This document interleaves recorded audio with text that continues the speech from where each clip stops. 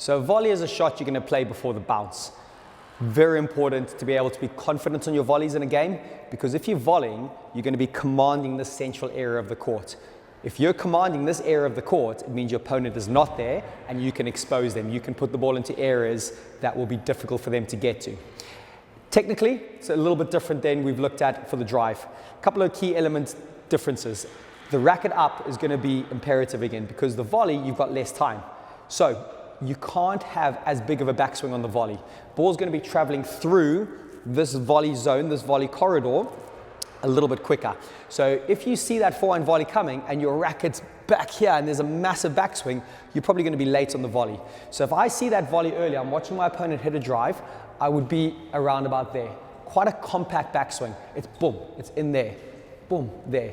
I'm looking for that nice, compact, short punch, short backswing to be able to make contact with that ball nice and early. On both sides, backhand's very similar. I'd get my racket up early, I'd be up and hunting that volley.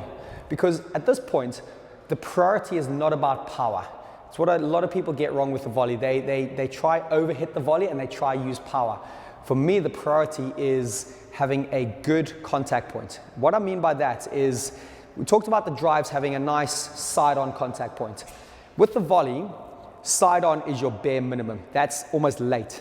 I would talk about the volley contact point being a little bit in front of you. So if I've got my racket up early and I'm stepping into my volley, my contact point wouldn't necessarily be here, which is side-on. I would look to make that contact point a little bit higher up. I could go on my other leg as well with the volley. It's quite interchangeable. I go on that leg, it's actually a little bit easier to get that volley high up there. And with that high contact point, what happens is, because you're not building up a massive amount of energy behind the ball, your priority is this early contact point to be able to hit that front wall, to not be late on it. It becomes much more of a punchy shot. It's a bit more of a sting.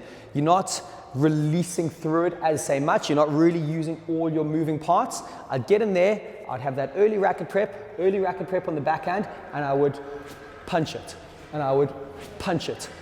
And in regard to punching it, your follow through has to be quite well commanded. It's very easy to get on a backhand and a volley, and I've seen it happen a lot, and the follow through gets a bit wavy and a bit wishy-washy. And once that happens, that ball starts going all over the place. So on the forehand, it might look something like this. I'd set that ball up there, and I'd punch it through like that. And as you can see, it's relatively simple, I think. I'd get into that nice position, solid punch. One more, I'd be there, and I'm commanding that ball into those corners, bearing my opponent back. Like we've discussed, the backhand is tougher. There's no getting about it. Backhand volley is one of the toughest shots to squash, especially up above the shoulder. So that early racket prep is essential. But like we've talked about on the drive, there probably has to be more rotation. You have to use some of the bigger muscles in order to get it. So if I set up here on the backhand volley and I just do that, it's not really going to go too far. So I've got to set up with a shorter backswing like we've discussed, and from there I can drive and I can lean into that shot a little bit more. So watch it on that backhand, there'll be something there. And that's quite a decent shot. I've punched it, I've leant into it, I'm using my upper body to contribute to that shot. If you look at it one more time, ball will be there, lean in. Nice and short, compact swing, or follow through, as you can see. Relatively efficient. Because like I said, you've got less time. You've got less time to do the big moving parts. You don't have a massive time to build any energy up.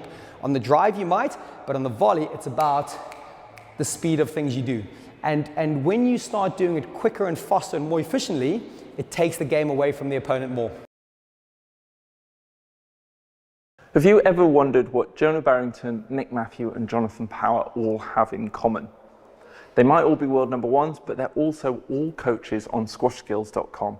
Now, Squash Skills is the online training platform that's designed to give amateur players the insight and knowledge to take their games to a whole different level. So if you've been struggling with your game, or you're stuck in a bit of a rut, or you're wondering how to improve, we've got you covered. With over 4,000 videos from some of the biggest names in the sport, as well as the ultimate training app, complete with every single squash exercise under the sun, we're there to take care of you and ensure that you can improve your squash no matter what your level. We're so confident that we can improve your understanding of the game that we'll even give you a 14-day money-back guaranteed if you're not completely satisfied.